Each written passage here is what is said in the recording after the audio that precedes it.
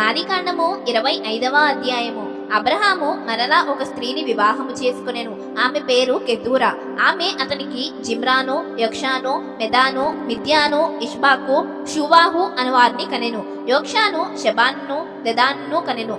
అశ్షూరీయులు, లెతూషీయులు, లెయూమీయులు అనువారు ఆ దెదాను సంతతి వారు. ఎయిఫా, ఎఫేరు, హానోకు, అబీదా, ఎల్దాయా అనువారు ఆ మిద్యాను సంతతి వారు. వీరందరూ కెతూరా సంతతి వారు. అబ్రహాము తనకు కలిగినది యావత్తు ఇస్సాకుకిచ్చెను. అబ్రహాము తన ఉపపత్నుల కుమారులకు బహుమానములిచ్చి తాను సజీవుడై ఉండగానే తన కుమారుడకు ఇస్సాకునొద్ద నుండి తూర్పు తట్టుగా తూర్పు దేశమునకు వారిని పంపివేసెను. అబ్రహాము బ్రతికిన సంవత్సరములు 175. అబ్రహాము నిండు వృద్ధాప్యమునకు వచ్చిన వాడై మంచి ముసలితనమున ప్రాణము విడిచి మృతి పొంది తన పితరుల యొద్దకు చేర్చబడెను. హిత్తీయుడైన సోహరు కుమారుడగు ఎఫ్రోను పొలమందలి మక్పేలా గుహలో అతని కుమారులకు ఇస్సాకును, ఇష్మాయేలును అతనిని పాతిపెట్టిరి.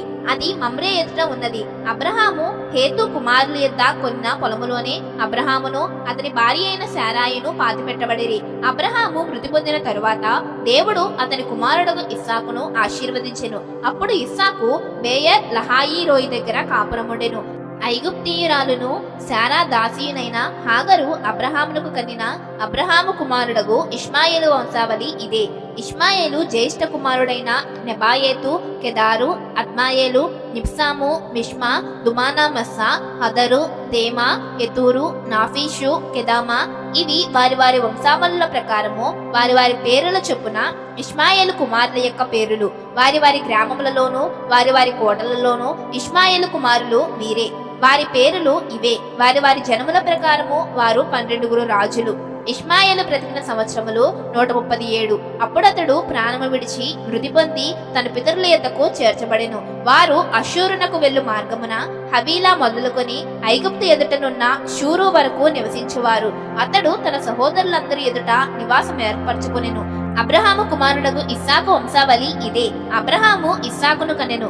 ఇస్సాకు పద్దనరాములో నివసించు సిరియా వాడైన బెతూయేలు కుమార్తెయును సిరియా వాడైన లాబాను సహోదరినైన రిబ్కాను పెండ్లు చేసుకున్నప్పుడు 40 సంవత్సరముల వాడు. ఇస్సాకు భార్య గొడ్రాలు గనుక అతడు ఆమె విషయమై యెహోవాను వేడుకొనెను. యెహోవా అతని ప్రార్థన వినెను గనుక అతని భార్య అయిన రిబ్కా గర్భవతి ఆయెను.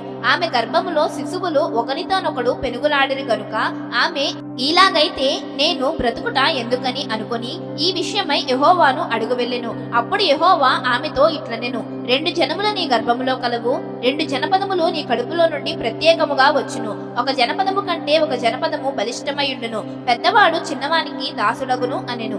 ఆమె ప్రసూతి కావలసిన దినములు నిండినప్పుడు ఆమె గర్భమందు కవలవారు ఉండిరి. మొదటివాడు ఎర్రనివాడుగా బయటికి వచ్చెను. అతని ఒళ్ళంతయు రోమ వస్త్రము వలె ఉండెను గనుక అతనికి ఏశావు అని పేరు పెట్టిరి. తరువాత అతని సహోదరుడు బయటకు వచ్చినప్పుడు అతని చెయ్యి ఏశావు మడిమెను పట్టుకొని ఉండెను గనుక అతనికి యాకోబు అని పేరు పెట్టబడెను. ఆమె వారిని కనినప్పుడు ఇస్సాకు 60 ఏండ్లవాడు. ఆ చిన్నవారు ఎదిగినప్పుడు ఏశావు వేటాడునియందు నేర్పరి అయి అరణ్యవాసిగా ఉండెను. యాకోబు సాధువై గుడారములలో నివసించుచుండెను. ఇస్సాకు ఏశావుని తెచ్చిన వేట మాంసమును తినుచుండెను గనుక అతని ప్రేమించెను. రిబ్కా యాకోబును ప్రేమించెను. ఒకనాడు యాకోబు కలగూర వంటకము వండుకొనుచుండగా ఏశావు అలసినవాడై పొలములో నుండి వచ్చి, నేను అలసియున్నాను, ఆ ఎర్ర ఎర్రగానున్న దానిలో కొంచెము దయచేసి నాకు పెట్టుమని అడిగెను.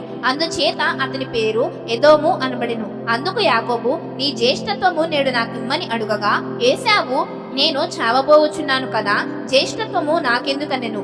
యాకోబు, నేడు నాతో ప్రమాణము చేయమనెను. అతడు యాకోబుతో ప్రమాణము చేసి అతనికి జ్యేష్ఠత్వమును అమ్మివేయగా యాకోబు ఆహారమును చిక్కుడుకాయల వంటకమును ఏశావుకిచ్చెను. అతడు తిని త్రాగి లేచిపోయెను. అట్లు ఏశావు తన జ్యేష్ఠత్వమును తృణీకరించెను.